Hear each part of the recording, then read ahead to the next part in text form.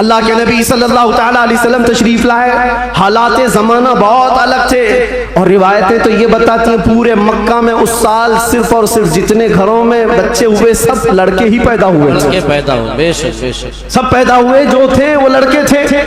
نبی پاک صلی اللہ علیہ وسلم کی ولادت ہوتی ہے، اور آپ کے والد گرامی حضرت عبداللہ آپ کی ولادت سے 6 مہینے پہلے انتقال کر چکے ہیں، اور بی بی آمنہ کی گود میں میرے مصطفیٰ صلی اللہ علیہ وسلم تشریف لائے، اور تشریف لانے کا انداز بھی بی بی آمنہ کہتی ہیں رجب کے مہینے میں مجھے حمل ٹھہرا تھا، اور اس کے بعد سے میں نے عجیب و غریب جو چیزیں دیکھی ہیں وہ بیان سے باہر ہیں، نہ مجھے کبھی حمل کی تکلیف ہوئی، نہ پیر بوجھل ہوتے تھے، نہ سر میں چکر آتا تھا، جیسے پریگننٹ عورتوں کو ہوتا ہے، جو حاملہ عورتیں ہوتی ہیں ان کو تکلیفیں ہوتی ہیں، بوجھ اٹھانا ہوتا ہے بچے کا، اور ان کے پاؤں بوجھل ہوتے ہیں، کبھی ان کو کھانے میں مزہ ختم ہو جاتا ہے، کبھی سر چکرانے لگتا ہے، الگ الگ چیزیں حاملہ عورتوں کے ساتھ ہوتی ہیں، متلی آتی ہے، الٹی آتی ہے۔ بی بی آمنہ کہتی ہیں جب سے میرے پیٹ میں محمد صلی اللہ علیہ وسلم تشریف لائے مجھے کوئی تکلیف نہیں تھی، نہ کبھی متلی آئی، نہ کبھی چکر آیا، نہ کبھی پیر بوجھل ہوئے، نہ طبیعت میں گرانی آئی، بلکہ اس کے برعکس جو حالات تھے بی بی آمنہ کہتی ہیں رات کو سوتی تو کبھی خواب میں ابراہیم علیہ السلام تشریف لاتے، اور کبھی موسیٰ علیہ السلام تشریف لاتے،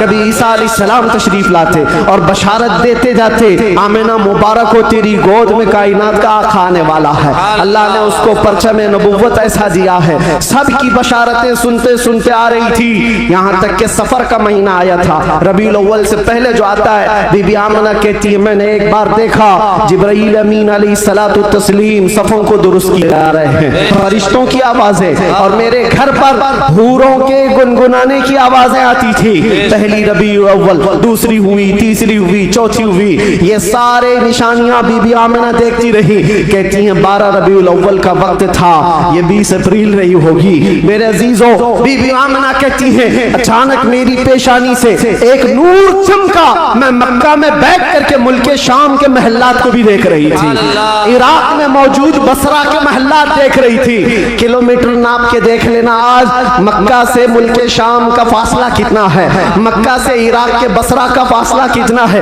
وہ بی بی آمنہ ہے جس کے پیٹ میں موجود رسول ہیں، اور ان کی آنکھیں مکہ سے شام تک دیکھ رہی ہیں، جس کی برکت سے آمنہ مکہ سے شام تک دیکھتی ہو، اس کائنات کے آقا کے بارے میں ہم یہ عقیدہ رکھتے ہیں تو کیا برا کرتے ہیں، ہم یہاں سے پکارے وہ وہاں سے سنے، مصطفیٰ کی سماعت پہ لاکھوں سلام، کیا یہ عقیدہ برا ہے؟ نعرے رسالت، آمد مصطفیٰ، عالمی یوم درود شریف، مفتی سلمان اظہری صاحب قبلہ، حضور معین المشائخ، حضور اسیر مفتی اعظم ہند، جس طرف اٹھ گئی دم میں دم آ گیا اس نگاہ عنایت پہ۔ ہاں اس رسول پاک صلی اللہ علیہ وسلم کی جلوہ گری سے پہلے بی بی آمنہ یہ بتا رہی ہیں رات کا وقت تھا اور میرے گھر پر ایسا لگتا تھا کہ نور کی جماعتیں اترتی جا رہی ہیں، کبھی مجھے گنگناہی کی آوازیں آتی تھیں اور حوروں کی آوازیں ہوں، فرشتوں کی آوازیں ہوں۔ صبح صادق کا قریب وقت آیا تھا، اچانک میرے گھر میں 3 عورتیں داخل ہوئی، میں نے پوچھا یہ کون ہے، کہاں سے آئی ہیں؟ کہا وہ دایا تھیں، جو بچہ پیدا ہونے کے وقت عورتیں ہیلپ کے لیے مدد کے لیے آتی ہیں ان کو دایا کہتے ہیں۔ یہ 3 عورتیں آئی تھیں، بی بی آمنہ کہتی ہیں میں نے پوچھا کون ہو تم، کہاں سے آئی ہو؟ اس میں سے ایک عورت نے کہا میرا نام بی بی آسیہ ہے، دوسری نے کہا میرا نام بی بی مریم ہے، تیسری نے کہا میرا نام بی بی حوا ہے۔ یہ وہ مقدس خواتین جو دنیا کی سب سے افضل خواتین ہیں، وہ حضور پاک کی دایا بن کر کے آئی ہیں۔ حضرت بی بی آمنہ کہتی ہیں ولادت کا وقت قریب آیا، اچانک میری آنکھیں بند ہوئی، تھوڑی دیر کے بعد پلک کیا جھپکی، پھر میں نے آنکھیں کھولی تو حضور پاک کو سجدے کے عالم میں باہر نہ دیکھا، بہرے کوئی تکلیف کوئی درد ذہ نہیں، حضور پاک صلی اللہ علیہ وسلم کو دیکھا، اور وہ بھی منظر بیان کرتی ہیں حضرت بی بی آمنہ کی شان میں دیکھا، کہتی ہیں نہ کوئی آلائش، نہ کوئی ناپاکی، نہ کوئی گندگی۔ حضور پاک صلی اللہ علیہ وسلم جب پیدا ہوئے تھے دھلے دھلائے ہوئے آئے تھے، نہائے ہوئے آئے تھے، سرما لگائے ہوئے آئے تھے، ختنہ کیے ہوئے آئے تھے۔ اور حضرت بی بی آمنہ کہتی ہیں سجدے کے عالم میں اس طرح سے تھے کہ حضور پاک صلی اللہ علیہ وسلم کے جسم کا سامنے والا حصہ نظر نہ آئے. وہ کائنات کا آقا و مولا دنیا میں آ رہا ہے تو سجدے کے عالم میں آ رہا ہے. کیا بات ہے. اور جب تشریف لائے بی بی آمنہ خوش تھی کہ گلاب جیسی رنگت جس کو دیکھے تو آنکھیں جھپکانا بھول جائے. وہ حسن و جمال کا بادشاہ دنیا میں آیا ہے. تو بی بی آمنہ کہتی ہیں اچانک 3 فرشتے آئے. 3 لوگ آئے. ایک کے ہاتھ میں تشت تھا, ایک کے ہاتھ میں کچھ رومال تھے, ایک کے ہاتھ میں پانی تھا, اور انہوں نے اٹھایا میرے بچے کو تشت پر رکھا, پانی ڈالا اور ریشم کے لباس میں ملبوس کیا اور غائب ہو گئے, چلے گئے. حضرت بی بی آمنہ کہتی ہے میں پریشان ہو گئی, اجنبی لوگ آئے اور لے کر چلے گئے. کہاں چلے گئے, کون تھے یہ, میرے بچے کو غائب کیسے کر دیا گیا. تھوڑی دیر گزری تھی کہ حضور دوبارہ تشریف لائے. حضرت بی بی آمنہ کہتی ہیں ہم نے پوچھا یہ کہاں چلے گئے تھے, کیسے. وہ فرشتوں نے کہا اللہ کا حکم تھا مائے کوثر و سلسبیل سے مصطفیٰ کریم کو غسل دیا جائے اور جنتی لباس میں ملبوس کر کے ان کو لے جایا جائے. کہاں پر, یہ آنے والے فرشتوں نے اٹھایا اور جتنی کائنات رب تعالیٰ کی بنی ہوئی ہیں ساری کائنات کی سیر کرائی. ہر جگہ یہ اعلان کروایا فرشتوں نے آئی نہیں حکومت, سکہ لیا چلے گا, آئی نہیں حکومت. سکہ لیا چلے گا. اور اس کے بعد سارے فرشتوں میں اعلان, ملائے اعلیٰ میں اعلان, سارے جنات میں, حیوانات میں, ہر دنیا میں یہ اعلان کر دیا گیا کہ حضور تشریف لا چکے ہیں. کیوں اعلان کر دیا گیا؟ اس لیے کہ وہ ہر عالم کی رحمت ہیں. کسی عالم میں رہ جاتے وہ ہر عالم کی رحمت ہیں, کسی عالم میں رہ جاتے یہ ان کی مہربانی ہے کہ یہ عالم پسند آیا. نعرہ تکبیر, نعرہ رسالت, آمد مصطفیٰ حضور معین المشائخ میرے عزیزوں, سعید نوری صاحب قبلہ. نبی پاک صلی اللہ تعالیٰ علیہ وسلم کو پیدا ہونے کے بعد بی بی حلیمہ سعدیہ اپنے گھر لے گئیں. 2 سال تک دودھ پلایا اور واپس لے آئیں. سیدہ بی بی آمنہ رضی اللہ تعالیٰ عنہ کی پرورش میں تھے. بی بی آمنہ رضی اللہ تعالیٰ عنہ کے ساتھ 6 سال تک رہے اور اپنی ننیحال ایک بار سفر پر تشریف لے گئی. بی بی آمنہ واپس آ رہی تھی اپنے ننیحال سے جو مدینہ ہے آج, وہ اس وقت یثرب تھا. واپس تشریف لا رہی تھی. مقام ابوا میں بی بی آمنہ کا انتقال ہوا. 6 سال کے ننھے ہاتھوں سے میرے آقا صلی اللہ علیہ وسلم نے حضرت بی بی آمنہ کی تدفین فرمائی اور اس کے بعد واپس آئے تو دادا عبد المطلب کی کفالت میں تھے.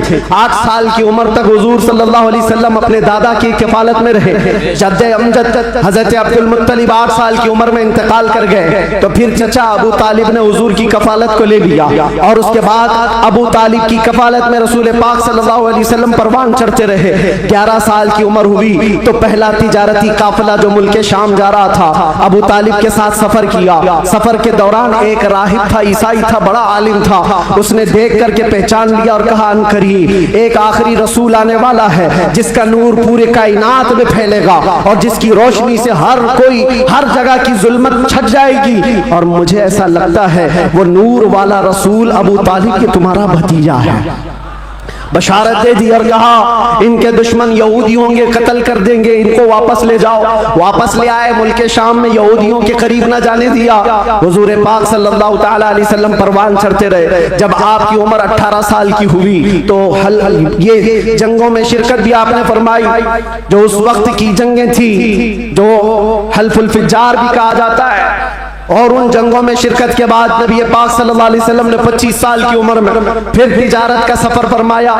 25 سال کی عمر میں آپ کی ذہانت, آپ کی دانائی, آپ کی صداقت, آپ کی امانت سارے مکہ میں مسلم تھی. ہر کوئی عظمت و احترام سے دیکھتا تھا. پھر جب تجارت کر کے کافی مال نفع کا لے کر واپس تشریف لائے, مکہ کی سب سے طاہرہ, پاکیزہ, عفیفہ خاتون خدیجۃ الکبریٰ جو بیوہ تھیں, 2 شوہر سے ان کے انتقال ہو چکے تھے. 2 شوہر پہلے انہوں نے حضرت رسول پاک صلی اللہ علیہ وسلم کی امانت داری دیکھی تو نکاح کا پیغام دیا. اللہ کے نبی صلی اللہ علیہ وسلم نے قبول فرمایا. 25 سال کی عمر میں آپ کی پہلی شادی مبارک. پھر حضرت خدیجہ کے ساتھ آپ نے نکاح کر کے ازدواجی زندگی شروع فرمائی. آپ کی اولاد ہوئی, حضرت زینب ہوئی, حضرت رقیہ ہوئی, حضرت ام کلثوم ہوئی, حضرت بی بی فاطمہ زہرا ہوئی, حضرت عبداللہ ہوئے, حضرت قاسم ہوئے. 6 بیٹے حضرت خدیجہ کے پیٹ से पैदा हुए। और जब ये हालात जिंदगी आगे बढ़ती गई, मक्का वालों में आपका अज़्म, आपका मकाम और मर्तबा ऐसा था कि आपसी झगड़े फसादात हो। हुजूर पाक सल्लल्लाहु तआला अलैहि वसल्लम के एक इशारे से कई कबीलों के वो मसले जो कई सालों से अनहल थे, ला अनहल थे, वो हल कर लिए जाते थे। फिर जब 40 साल की उम्र पाक हुई रसूल करीम सल्लल्लाहु तआला अलैहि वसल्लम की, आप गारे हिरा तशरीफ ले जाते थे, खलवत में इबादत करते थे। फिर वो फरिश्ता आया जिब्राइल अमीन कुरान की आयतें लेकर के, और हुजूर से कहा इक़रा, कहा पढ़ो। हुजूर ने कहा मा अना बिक़ारी, 3 बार कहा। उसके बाद कहा इक़रा बिस्मि रब्बिकल्लज़ी खलक़, पढ़ो अपने उस रब के नाम से जिसने तुम्हें पैदा किया है। अल्लाह के नबी ने पढ़ना शुरू फरमाया, 5 आयतें उतरी, उतर कर गारे हिरा से वो सूए कौम आया, जहां को अंधेरों से निकालने वाला वो रसूल तशरीफ लाया गारे हिरा से। और जब तशरीफ लाए, फिर अल्लाह के नबी सल्लल्लाहु अलैहि वसल्लम ने ऐलान नबुव्वत फरमाया, मक्का वालों को जमा किया, अपने नबी आखिर ज़मा होने का, अल्लाह के एक होने का ऐलान किया। मानने वालों ने माना, चिढ़ने वालों ने चिढ़ना शुरू किया। दुश्मनियां यहाँ से शुरू हुई और झगड़े फसादा शुरू हुए। सहाबा जो बनते चले गए हुजूर के, शुरू में गरीब थे, कमजोर थे, ज़ईफ थे, उन्हें मारा गया, पीटा गया, तकलीफें दी गई। 50 साल की उम्र पाक थी रसूल पाक सल्लल्लाहु अलैहि वसल्लम की, जब आपका सोशल बाइकाट किया गया था। 7वां साला हुजूर का बेअसत का था, नबुव्वत का 7वां साल था। आपका पूरे मक्का वालों ने मिलकर सोशल बाइकाट किया था। शब अबी तालिब की घाटियों में हुजूर महसूर रहे अपने खानदान के साथ। आपको दाना पानी कुछ नहीं जाने दिया जाता था। पत्ते खाए हुजूर ने और चमड़े उबाल करके खाए। 2 साल का ये अरसा गुजरा था, तो फिर ये हलफ, ये अहद तोड़ दिया गया। और फिर 50 साल की उम्र पाक थी हुजूर की, जब बीबी खदीजा का भी इंतकाल हो गया। 4 महीने के बाद अबू तालिब का भी इंतकाल हो गया। वो आमल हुज़्न था, गमों का साल था।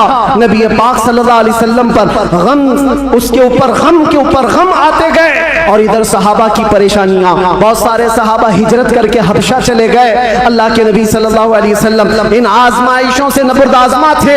फिर मौला ने वो करम फरमाया जो पहले आपसे पहले किसी को नहीं किया था और क़यामत तक किसी को नहीं दिया जाएगा। जिब्राइल अमीन को भेजा, कहा जा जिब्राइल, मेरा रसूल कबीदा खातिर है, गमगीन है, उसे मक्का से उठा लाओ, जन्नतों का सैर कराकर मेराज के सफर पर लाओ।